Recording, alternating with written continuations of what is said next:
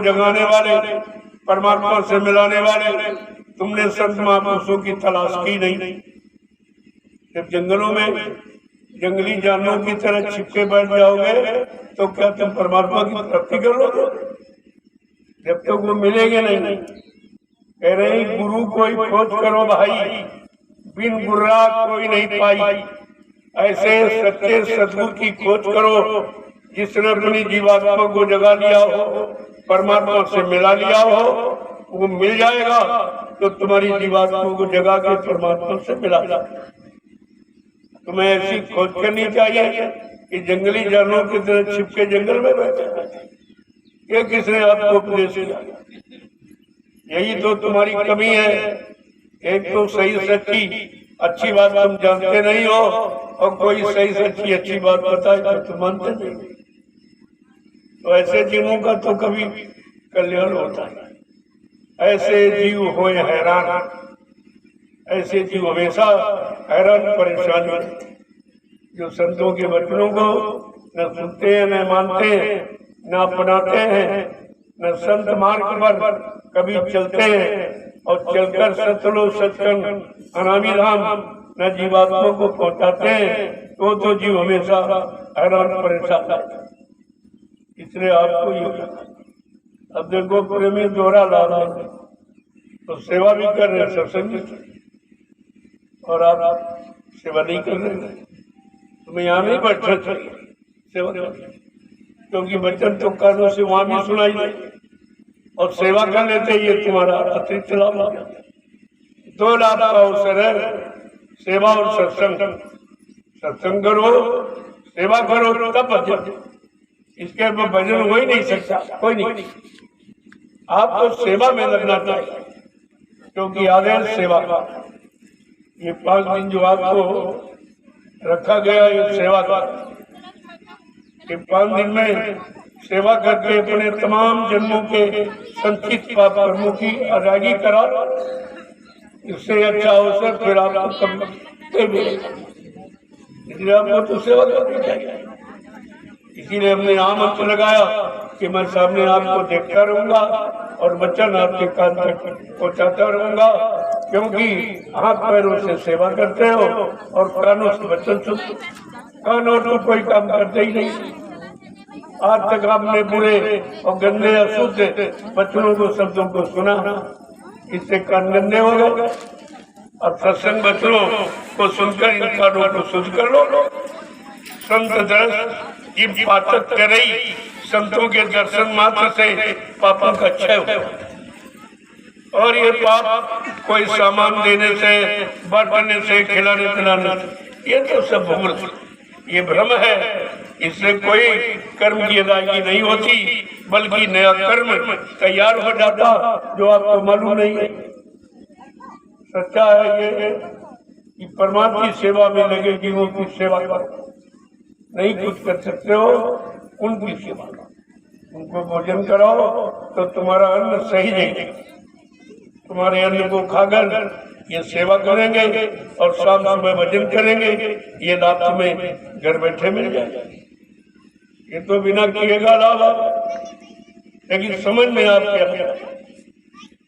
इसलिए मैंने वहां न लगा कर यहाँ आपके सामने बैठा, मैं देखूं भाई कौन कैसी सेवा करता, किन भाव विचारों से करता। ऐसा नहीं कि दिखाई नहीं दिया, सब देखेगा कि आप कैसे भाव विचारों से सेवा। मैं न रहूं सामने, सेवा करो, उसका लाभ तो हजारों गुना ज्यादा है। और सामने तो सभी करते हो, वो दिखावा बनाया। और बिना सामने सेवा करो आप। अरे भाई मिट्टी चला देखो, मिट्टी जब रोते रहो ये बुद्धू कहते रहो, मिट्टी खोदते रहो ये बुद्धू। तो तुम्हारा तो नाम का स्मरण भी सिमरन भी हो रहा, अब उधर सेवा भी हो रही। ये किसी को भेद नहीं मालूम कि सेवा और वचन या सेवा और सिमरन एक साथ कैसे किया जाता है। किसी ज्ञानी से पूछो तो कुछ नहीं बता पाएगा। सेवा और सिमरन एक साथ देख लीजिए कि सेवा कर रहे हैं और जब प्रभु का नाम ये गुरुदेव जो कलयुग का और सतयुग त्रेता द्वापर वाला नाम नहीं काम करेगा। कलयुग का नाम कलयुग के जीवों के लिए कलयुग का नाम। अब इधर लोग बेचारे यही नहीं जानते। अगर ऐसा नहीं है तो हर युग में अलग अलग नाम क्यों आया? जब सतयुग था इसी धरती पर तब हरि नाम लोग लेते थे, और जब त्रेता की धरती पर आया तो राम नाम लोग लेने लगे, और जब द्वापर की धरती पर आया तो कृष्ण नाम लेने लगे। आज कलयुग इसी धरती पर आया तो ये गुरुदेव नाम ले। ये गुरु का, गुरु तो सबने किया। ये गुरुदेव नाम कोई इंसान आदमी का थोड़ी है, वो प्रभु का नाम। और प्रभु का नाम यहाँ कभी आया नहीं। ये भी आपका इतिहास बता रहा, तीनों युगों का इतिहास हमारे सामने मौजूद कि हरि नाम और सीताराम और राधे श्याम लाल, लेकिन ये गुरुदेव नाम कभी नहीं। आज प्रभु की जरूरत, आज जीवों के लिए प्रभु नाम की आवश्यकता है। जब जैसे युग में जीवों को जैसी आवश्यकता समझी गई कि किस नाम से जीव का काम होगा, वही नाम जगा के सिद्ध किया। तो ये बात हम भूल गए कि हर युग में नया पुरुष नए नाम को लाया, एक ही नाम तो यहाँ नहीं रहा। तभी लिखा हरि के 1000 नाम, करोड़ों नाम विष्णु भगवान के, अनंतों नाम परमात्मा। तो 1000 करोड़ नाम तो आप जानते नहीं हो। इसलिए संतों ने ये दया की कि तुम्हें खोजना ढूंढना आता नहीं और न तुम ढूंढ पाओ, इसलिए सब कुछ बना के तैयार, आपको केवल पकड़ा दिया कि तुम्हें ये करना। कितना सरल जीवों के लिए, कितना सरल कर दिया कि कुछ नहीं करेंगे, केवल इसको पकड़ो नाम को और बस अपना काम बना लो। जब तुम्हारा काम बन जाएगा तो अगर गुरु का आदेश हो जाए चलो भाई दूसरों का कर दो, क्या बोलो?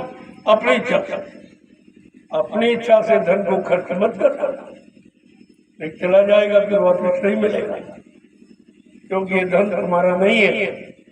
ये गुरु ने आपको दिया है कमाने के, खर्च करने के लिए नहीं दिया, कमाने के लिए। और जो नाम का धन कमाओगे और इसी नाम से तुम्हारी जीवात्मा का कम करा दिया, इसी कमाई से जो नाम की कमाई करोगे, इसी कमाई से गुरु तुम्हारी जीवात्मा का कम करा दिया। इसलिए कहा भाई इसको बचा के छिपा के रखना, ये बासनबाजी मत करना। जरा सा तुमने मुंह खोला तो दोबारा फिर पहले फिर वो बंद कर देगा कि तुम हमारे नाम की कदर नहीं करते हो, न कदरी करते हो, तो मतलब यानी तो वो फिर बंद कर देगा, फिर कभी नहीं। और यही लोगों ने गलती की, जब थोड़ा बहुत अरे भाई करोगे तो मिलेगा जरूर। जब वो सच्चा रास्ता है तो रास्ते पर चलने पर तो आपको मंजिल तो मिल ही जाएगी। लेकिन अगर जरा सा तुमने भाषणबाजी बताने खोलने का काम किया नहीं फिर कभी नहीं। इसलिए छिपा कर ये सांसारिक दौलत रुपया पैसा इसको तुम छिपा के रखते, ये धन छिपा के रखते, वो तो आत्मिक धन है, वो नाम का खजाना है। और जरा सा तुमने खोलने का प्रयास किया तो वो ऊपर बैठा है, कल वो बंद, वो देख रहा कि हमारे धन की कोई नाकदरी तो नहीं कर रहा, कोई इसका गलत तरह से प्रयोग मान सम्मान पाने में तो नहीं कर रहा, श्राप या आशीर्वाद में तो नहीं खर्च कर रहा, वो सब तक। और यही लोगों ने गलती की, इनको कुछ मिला और खुश हो गए तो आशीर्वाद दिया, और नाराज हो गए तो श्राप दिया। इसी आशीर्वाद श्राप में उनकी सारी कमाई खत्म, जैसे कैसे खाली चले रह गए। तो संतों ने होशियारी सिखाई, ये धन तुम्हारा नहीं है, ये मैंने कमाया है और कमाकर इसको सिद्ध किया है, जगाया है। कि तुम्हारा भी काम ये नाम लेने से हो जाएगा, लेकिन तुम किसी को बताओ, इसीलिए नामदान देने का अधिकार नहीं किसी को।